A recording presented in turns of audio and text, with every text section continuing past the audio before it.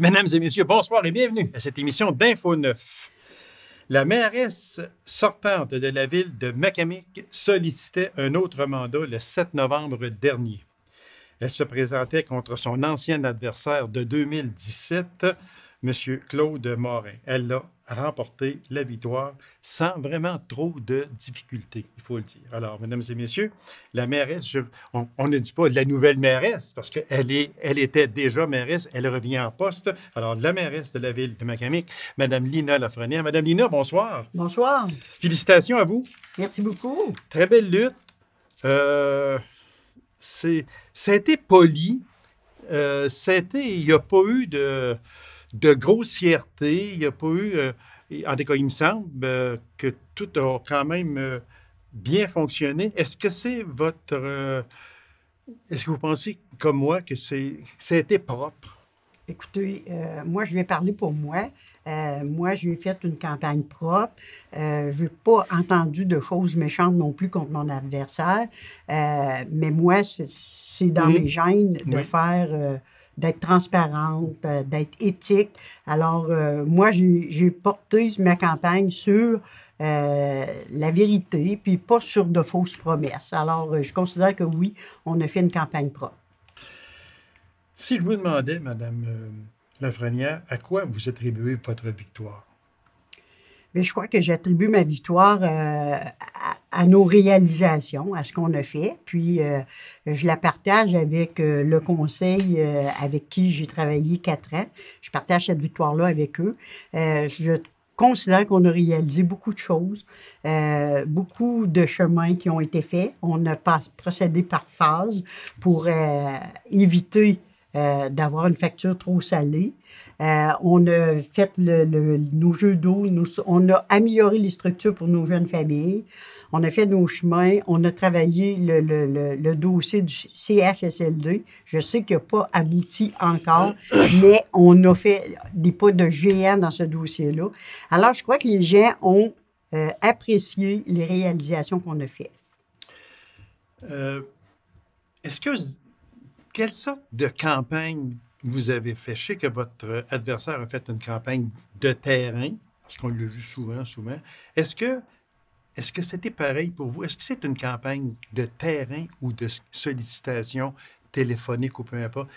Comment vous avez fait votre campagne? Moi ma campagne, j'ai fait un peu de tout, M. Lacaze. J'ai fait du terrain, j'ai fait avec les médias sociaux. J'ai fait aussi des publipostages avec mes réalisations, avec mes engagements pour les 4 prochaines années.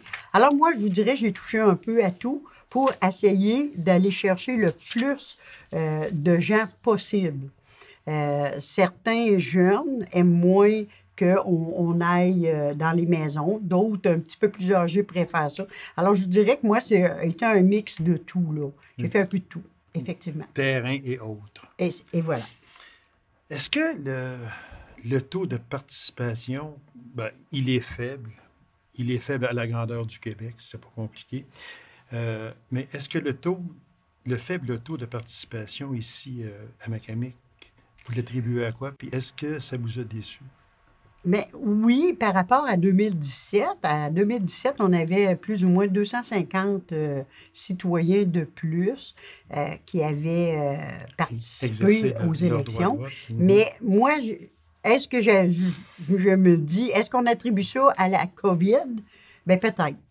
Peut-être. Par contre, moi, je trouve que je considère que les gens, ils ne vont pas assez voter, mais je remercie tous ceux qui se sont déplacés. On avait même mis des moyens votés par la Poste pour essayer d'inciter le plus de gens possible. Puis pour nous, les élus, ça nous aide aussi à voir comment se diriger, puis voir comment les gens ont d'intérêt à participer au bien-être de leur communauté. Moi, je trouve ça un peu décevant, mais je me dis, écoutez, on est dans le temps de pandémie. Il y a 4 ans, on avait 50 de la population qui avait voté. Ouais. Là, on est plus ou moins à 42 %. Je trouve que c'est quand même bon si on regarde l'ensemble de la province. Mais là, j'invite les citoyens, si jamais ils ont des choses à dire, bien, ils peuvent nous le dire directement. Okay. On est ouvert puis on est très accessible. Peut-être petits reproches que les gens vous faisaient, je ne sais pas si vous les faisaient directement à vous ou en général, mais on disait que vous étiez une mairesse difficile à rencontrer. Est-ce que c'est vrai? Écoutez, moi, je vais vous avouer, franchement, M. Lacasse, là, j'ai travaillé pratiquement pendant les 4 ans à 4-5 jours par semaine, toujours disponible. Les gens qui ont dit ça, bien peut-être, puis maintenant, je le suis encore plus, parce qu'on a changé la technologie au niveau de la ville. Je reçois, si les journées que je ne suis pas au bureau, je reçois les appels directement sur mon cellulaire. Ah, OK. Alors OK. là, je devrais être accessible 5 jours sur 5. 5 sur 7, Et 5 lundi sur au 7, vendredi. Mais, ou 5 sur 5 jours ouvrables. c'est ça, exact, voilà. Mais je suis une personne, puis j'aime ça quand les gens communiquent avec moi, puis qu'ils me font part de leurs critiques, constructives ou négatives. Moi, j'aime entendre, puis si on ne les entend pas, on ne peut pas corriger. Voilà, exactement. Ça, c'est bien dit, c'est vrai. Moi, Madame Lafrenière, vous allez peut-être être surprise de ce que je vais vous dire, mais moi, je compare votre élection, savez-vous, à qui et à quoi? Non. À Madame Plante, mairesse de la Ville de Montréal. OK. En 2017, Madame Plante est arrivée comme sur les rangs contre M. Coder. Puis là, les gens, les Montréalais, voulaient avoir un changement. Fait qu'ils ont mis M. Coder dehors, puis ils ont mis Mme Plante, qui s'était fait appeler l'homme de la situation. Ça, je l'avais trouvé très bonne. Et en 2021, là, ce n'était plus que les gens voulaient avoir un changement. Parce que là, M. Coder est revenu, mais avec un passé, et on ne rentrera pas là-dedans. Mais l'élection de Mme Plante, c'était pour ce qu'elle a fait à Montréal les 4 dernières années. En 2017, vous êtes arrivé contre M. Morin. Les gens ont voté un changement. En 2021, est-ce que les gens ont voté pour vous, pour ce que vous avez réalisé? À mon avis, oui. Parce que si on retourne dans le temps, la seule chose que je n'ai pas réalisée, selon moi, c'est la planification stratégique qu'on devait faire pour la ville pour se donner un plan au moins de 5 à 6 ans, peu importe l'administration, pour être capable de donner un enlignement aux fonctionnaires de la ville de Macamé. La seule chose qu'on n'a pas réalisée, c'est ça. Les chemins, on les a faits. On s'est occupé du dossier du centre hospitalier. On a travaillé, on a reparti comment je dirais, le jardin communautaire. On a fait les infrastructures pour les enfants, les jeux d'eau. On a amélioré l'aréna. Beaucoup de choses qui s'est passé à l'aréna. On a refait la bibliothèque à Colombo. On a, très important, M. Lacasse, on a réussi à sauvegarder la montagne à Fred. On l'a même fait inscrire au rang d'honneur émérite du Québec, ce qui nous a amené des gens de l'extérieur de Montréal, de Québec. Donc, on a réalisé beaucoup de choses. Puis, je crois que les gens étaient satisfaits de ça. Puis, ils croient en nous, puis qu'on va être capable d'aller encore plus loin. Un des problèmes majeurs, je dirais, surtout là, dans les derniers temps, c'est le problème d'eau potable à Macamé. On manque d'eau souvent. On est obligé de faire bouillir l'eau plusieurs fois. Qu'est-ce qui est dans votre programme pour que ça n'arrive plus ou le moins possible, si possible, comme on dit? Ça, c'est un bon point, M. Lacasse. Je suis contente que vous me donniez l'opportunité de dire qu'est-ce qui se passe avec l'eau potable. Ce qui se passe avec l'eau potable, c'est qu'on a mis plus ou moins 300 000 dans mon mandat de 4 ans, on a mis plus ou moins 300 000 dans les équipements de l'usine. Mais la problématique n'est pas nécessairement l'usine d'eau potable. C'est d'où provient notre eau potable. Donc, nous, on prend l'eau de la rivière. Donc, il faut la traiter. Mais quand arrive le printemps, vous remarquerez là, le printemps et l'automne, c'est toujours là où on a le plus de problèmes. C'est à cause des pluies, à cause des vents. Puis quand ça brasse l'eau de la rivière, on a des difficultés. Mais ce qu'on a rencontré dernièrement, juste avant les élections, puis à plusieurs reprises, c'est même pas l'usine. C'est des bris d'aqueduc qu'on a eu en ville, à différentes rues. Puis à ce moment-là, on se doit de couper l'eau, mettons, pour faire les réparations. Puis Dans ça un brasse. secteur donné, exactement. Exactement. Puis les difficultés qu'on a eues dernièrement sont plus attribuées à ça, à l'Ibri, qu'on a dû arrêter de faire bouillir l'eau. Mais quand on a été 2-3 semaines avec l'eau vraiment brouille et brune, eh bien là, c'est vraiment dû à cause de la rivière et non pas à cause de l'usine. Parce que les équipements, là, on améliore. Ce qu'on va faire, M. Lacasse, pour pallier, puis on est en train de se faire un plan sur 5 ans de les priorités pour l'usine d'eau, puis pour que les citoyens puissent, une bonne fois pour toutes, avoir de moins en moins de ces bris-là. Là. Okay. Donc, c'est sur la table, c'est dans votre... C'est sur la table, c'est en contrôle. C'est juste que c'est les sous qui nous manquent toujours. Toujours un problème, ça. Si on regarde le résultat du 7 novembre dernier, on s'aperçoit qu'il y a 4 candidats avec vous de l'équipe Évolution Macamic contre 3 conseillers qui n'avaient pas d'équipe, là, tout simplement. Ouais. Bon. Ça, c'est... Est-ce qu'on peut assister plusieurs fois à 3-3, okay? 3 qui sont contre peu importe quoi, puis 3 qui sont pour peu importe quoi. Alors, vous aurez à trancher à ce moment-là. Est-ce que c'est quelque chose que vous envisagez? Écoutez, s'il faut que je tranche, je suis à l'aise avec ça, mais je ne crois pas que ça va être 3-3. Parce que c'est sûr que moi, dans l'équipe que j'ai présentée, M. Lacasse, c'est une équipe qui, selon moi, était très représentative de la population. C'est-à-dire qu'on avait des gens dans la santé, dans l'enseignement. On avait même M. François Alain, qui, lui, était dans le secteur minier, puis qui nous amenait un autre côté avec une personne à mobilité réduite. Après ça, on avait, en tout cas, ce que je voulais dire, on avait dans la santé, on a différents âges. Mais moi, je vous dirais que les gens qui sont élus présentement, moi, je vois ça comme une équipe.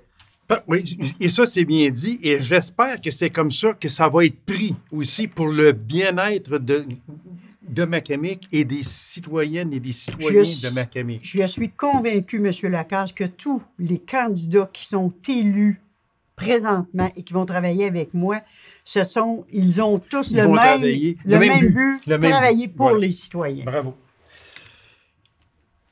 Il y a quelque chose depuis 2 ou 3 ans qui agace énormément et c'est un problème majeur. Stabilité chez les employés de la ville. Je ne vois pas ça dans vos engagements. C'est que plusieurs employés ont quitté depuis, en tout cas, depuis 2 ans. Là, il y en a beaucoup, beaucoup. Qu'est-ce que vous allez faire pour la stabilité chez les employés? C'est une autre très bonne question. La stabilité, ça en vient, M. Lacasse, parce que, et d'un, là, on est stable au niveau de la direction générale. Je crois qu'on est vraiment stable à ce niveau-là. Et découle de Mme Bruno, le conseil a attribué la tâche à Mme Bruno de mobiliser l'équipe et de faire en sorte que on ait des gens satisfaits, heureux. Donc, Mme Bruno est en charge de ça, puis je vous dirais qu'elle a commencé, puis elle fait un excellent travail. Si on regarde avec la voirie locale, là, on a 4 personnes qui sont embauchées à temps plein. Belle équipe, belle chimie. Au niveau des espaces verts, on a tout repris l'ancien personnel qui avait quitté. Là, c'est parce que le temps nous presse. Là, autrement dit, vous ne voyez, en tout cas, plus ou presque plus de problèmes concernant la stabilité des employés. Parce qu'on a été, je parle de on, la Ville a été obligée d'aller même dans le secteur des retraités cette année pour sortir des personnes de leur retraite pour venir travailler pour la Ville. Exactement. Ça, mais la problématique, je crois que avec les conditions de travail et tout ce qu'on va donner à nos équipes, puis avec le leadership qu'on a au niveau de la tête à la Ville avec Mme Bruno, là, je crois que c'est un gros plus, M. Lacasse, et qu'on va enfin régulariser ce problème-là. La construction ou c'est le non-agrandissement du CHSLD en maison des aînés nouveau genre. Pas de nouvelles, on se dirige lentement, mais sûrement vers un autre engagement électoral. Ça va être le 5e, 6e, 7e, 8e. On ne les compte plus pour le 3 octobre 2022. On sait qu'il y a élection provinciale le 3 octobre 2022. Tout ce que l'on entend dire, puis je vais faire attention à mes mots, mais tout ce que l'on entend dire, c'est on travaille fort. On travaille très, très, très fort, et ça, ce n'est pas vous qui dites ça, même si vous travaillez fort. Je sais que le conseiller de ville travaille fort là-dessus. Mais une personne plus haut placée travaille très fort. Elle nous dit qu'elle travaille très fort. Elle travaille très fort. Mais il n'y a rien encore sur le terrain. Est-ce que ça va être encore une fois un engagement politique pour l'élection provinciale du 3 octobre 2022, selon vous, Mme Lafrenière? Ce que je peux vous confirmer là-dessus, M. Lacasse, c'est qu'on pousse, nous, les élus, on pousse très fort. Je vous dirais qu'on a fait des avancées quand on a réussi à mettre une conseillère sur le comité. Mais ce qui est arrivé, là, on a un pas de plus. On est rendu au Conseil du Trésor, M. Lacasse. On ne s'est jamais rendu là. Là, on est rendu avec les plans, avec le budget. Les plans sont faits? Ils ont fait des plans. OK. Maintenant, les amènent au Conseil du Trésor à savoir si ça rentre dans les budgets. Fait qu'on est rendu là. Mais on ne laissera jamais tomber. Non, c'est ça. J'espère, oui, exactement. J'espère où c'est rendu. Mais aussi, j'espère qu'avant le 3 octobre 2022, qu'on ne fasse pas juste des engagements, mais qu'il y ait déjà du trafic sur le terrain. Une pelletée de terre. Ça nous prend la pelletée de terre. S'il faut que je fournisse la pelle, je vais l'acheter. En terminant, il reste une minute, Mme Lafrenière. Quels seront les premiers gestes pour vous, là, quand vous allez arriver à une première assemblée du Conseil? Écoutez, le premier geste, c'est dans mes engagements, mais ce n'est pas le premier dans mes engagements, mais c'est la sécurité des enfants avec ce qui est arrivé vendredi dernier. Oui, affreux. Quand je suis rentrée lundi matin, malgré le fait que je ne suis pas assermentée, j'ai dit le premier dossier à régler, c'est celui-là, et on va faire en sorte que MTQ, là, ils vont nous écouter, et c'est notre premier mandat. Et je vous incite à le faire fortement. Merci beaucoup, Mme Lafrenière. Ça fut très agréable. Et on va se revoir plus souvent un peu pour se tenir au courant de tout ce qui se passe. C'est parfait. Ça va me faire plaisir, M. Lacasse. C'est un plaisir partagé. Merci beaucoup, Madame. Alors, courte pause, je vous reviens immédiatement après. Restez avec nous.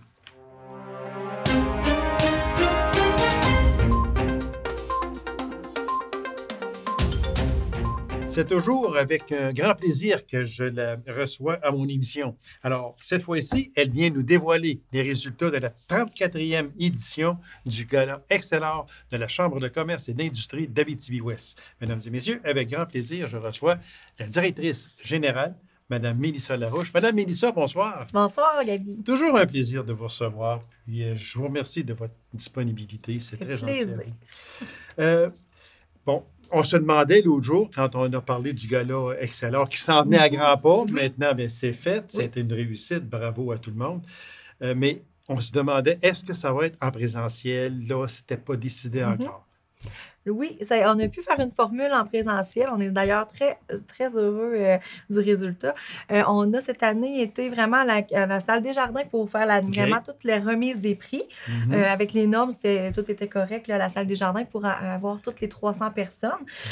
Et puis, par la suite, on a, avec la collaboration des restaurateurs, on a pu envoyer dans 2 salles différentes les gens. Donc, on a envoyé des gens au Villa Maurepas, des gens à la Brute du Coin. Puis, on a réussi là, à faire un souper à la même heure, en même temps. À la même heure, ça en même divisé, temps. Ça n'a pas... ça a été le même repas, ça a été les mêmes activités durant la soirée. C'est sûr qu'on n'a pas vu tout le monde. Hein, on a dû rester avec notre salle. Exige. Mais c'était quand même vraiment une formule intéressante. Les gens ont aimé quand même se rassembler, même si ce n'était pas les 300 personnes. Il y avait quand même des bels échanges. Ça a été une belle soirée là, et un succès. Fait que c'était nouveau genre, comme on dit. Nouveau genre. On en apprend des choses avec Oui, cette fameuse COVID. C'est ça, on s'adapte. Oui, oui. Puis on a eu vraiment une belle, tu sais, en fait, je tiens à le souligner, là, une belle collaboration des deux restaurateurs, là, au Villa Maurepas et à la Brue du Coin, là, pour s'adapter puis faire un menu similaire. Puis on a vraiment travaillé beaucoup en collaboration avec eux. Donc, c'est pour ça que ça a fait un succès. Ouais, ben, tant mieux, tant mieux. Fait que, on va y aller avec ceux qui ont rapporté des excellences. Si on commence avec investissement, moins de 500 000 $. Oui, en fait, c'est les fermes Bégin qui ont eu ce prix, ce lauréat lors du gala. Investissement de plus de 500 000 $. Métal Marquis. Métal Marquis, ils en mettent énormément, puis c'est rendu gros, puis ça donne l'ouvrage à beaucoup de personnes. Bravo à Métal Marquis. Oui, vraiment. De rester en région, c'est très, très, très important. Si on parlait de développement des marchés et exportation hors région. Oui, Normex Metal qui l'a eu dans cette catégorie-là. Puis d'ailleurs, ils font maintenant, les autres, ils exportent n'importe où. Exactement. N'importe où dans le monde. Ils sont rendus mondial, c'est pas compliqué. Oui. Bon, nouvelle entreprise, ça, c'est comme à chaque année. Puis ça, moi, j'aime ça. Quand l'on décerne quelque chose, la nouvelle entreprise, parce que on n'en parle pas peut-être assez souvent, mais on demande aux gens d'investir, si c'est possible, chez nous, de rester chez nous. Puis, quand on arrive avec une nouvelle entreprise, bien là, ça veut dire que, regarde, tiens, on a confiance, les gens ont confiance encore en nous. Oui, puis cette année, là, juste une petite parenthèse, on a eu vraiment des belles candidatures pour les nouvelles entreprises. Il y avait vraiment beaucoup de nouvelles entreprises, mais vraiment beaucoup de variétés. Fait qu'on est très contents de toutes les finalistes. Là, parce qu'il n'y en a pas rien qu'une nouvelle non, entreprise. Il faut en choisir une. Il faut en choisir une, mais effectivement, qu'il y avait plein de belles nouvelles entreprises. Donc, j'invite les gens à aller les visiter. Et voilà, oui. Puis on remercie les gens aussi de nous faire confiance, de rester chez nous. Ça, c'est important de donner du travail à beaucoup de monde. Puis, en fait, dans cette catégorie-là, c'est la brasserie artisanale La Pierre de Fouet. Exactement. Super belle entreprise, nouvellement établie en Abitibi-Ouest. Depuis juste quelques mois. Quelques mois, oui. C'est ça. C'est déjà un succès. Alors, bravo à la brasserie artisanale La Pierre de Fouet. Service à la clientèle. Oui, c'est Madame... en fait, c'est Uniprix, Claudia Denis, pharmacie affiliée. Donc, c'est eux qui ont eu ce beau prix-là. C'est un beau prix coup de cœur aussi parce qu'il y a un vote du public qui vient avec ça. Donc, ça fait chaud au cœur de recevoir le prix Accueil et service à la clientèle. OK, il y a un vote public. Ça veut dire que autant le jury... que le public. C'est ça. Dans cette catégorie-là, il y a les deux qui décident. Il y a vraiment l'évaluation du jury, mais qu'est-ce qui fait décider le gagnant? C'est vraiment le vote du public. Puis dans son cas, c'est Claudia Denis à la pharmacie. C'est vrai que quand on va là, et on est bien reçu dans les autres pharmacies aussi. Oui, c'est sûr, mais il faut trancher. Et donc, c'est ça. Puis on est bien reçu dans la plupart de nos commerces, mais c'est eux qui ont gagné cette année pour cette candidature-là. Exactement. Comme il faut choisir. Il y a un jury qui est sur place. Puis, ce que j'aime aussi dans ça, comme on le dit si bien, service à la clientèle, il y a également, c'est qu'il y a un petit peu le coup de cœur des gens. Oui, mais en fait, oui, parce que c'est eux qui décident, je veux dire, ils vont voter. Fait que par les votes, on le prend en considération dans la candidature. Donc, c'est sûr que ça fait chaud au cœur parce que tu sais que tes clients ont voté aussi pour toi. Exactement. Entreprise innovante.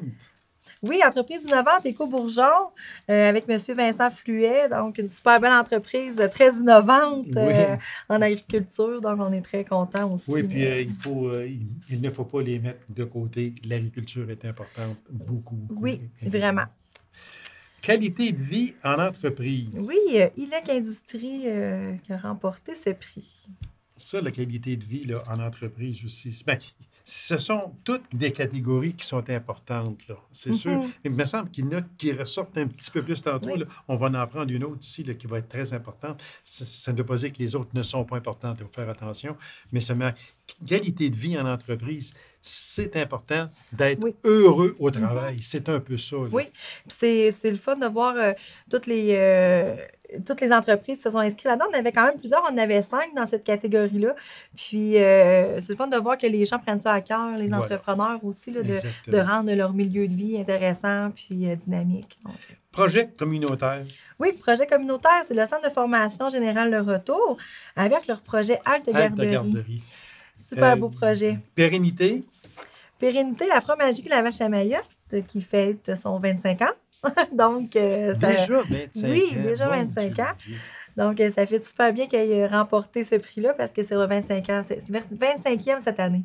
Je ne veux pas vieillir l'émission, je ne veux pas non plus me vieillir, mais je me rappelle très bien d'avoir fait une entrevue et La Vache à Mayotte commençait et je leur avais demandé La Vache à Mayotte. Tu sais, j'avais trouvé ça vraiment un beau nom et c'était avec fromagerie, ça allait bien, puis ça fait déjà 25 ans, mon Dieu. Bon, on va passer à autre chose. Bon, réussite éducative, là, moi, celle-là, là, c'est vraiment la mienne Oui. parce qu'elle est importante. Oui, bien, Aussi bien réussite les autres aussi. éducative, là, c'est qu'est-ce qui est vraiment particulier avec cette catégorie-là, c'est que c'est les étudiants ou ça peut être un membre de l'équipe qui dénonce leur entreprise coup de cœur. Donc, ils doivent dénoncer leur employeur. Donc, dans son cas, Manon Lacasse, c'est D'accord, une de ses étudiantes qui l'a dénoncé. OK. Et puis, c'est également son étudiante qui a fait la vidéo pour lui annoncer qu'elle gagnait. Donc, à son insu, ça a tout été tourné à son insu. Puis, au gala, elle a vu son étudiante qui lui disait pourquoi Manon devait gagner. Et puis, c'est vraiment un beau moment. Donc, oui, c'est une super belle, c'est une super belle catégorie réussite Exactement. éducative. Résilience, gestion de pandémie COVID-19. Oui, la brasserie La Brute du Coin. Voilà. Puis, le fameux coup de cœur, ça, qui est important Oui, aussi. Oli Boutique Gourmande cette année, le coup de cœur du jury. Elle méritait vraiment ce prix, là, une petite tape dans le dos, coup de cœur. Le jury a été charmé par sa candidature puis sa boutique. Et le dernier, et non le moindre, l'excellent Jean Perron. Oui, M. Éric Audette de chez Nicolotto cette année qui a remporté ce prix. Donc, très mérité, beaucoup d'implication dans le milieu. Oui, ça fut un très beau moment également au gala. Madame Mélissa, merci beaucoup. Merci de votre présence. Puis, félicitations à vous et à votre équipe. Ça fut un gala vraiment à la hauteur, encore une fois. Puis, je vous remercie de votre présence à cette émission. Puis, continuez votre excellent travail. Je suis persuadé. Et vous aurez toujours une place ici. C'est moi qui vous remercie. Bonne soirée. Merci. Alors, mesdames et messieurs, merci d'avoir été là. On arrive à une prochaine émission d'Info 9. Au revoir.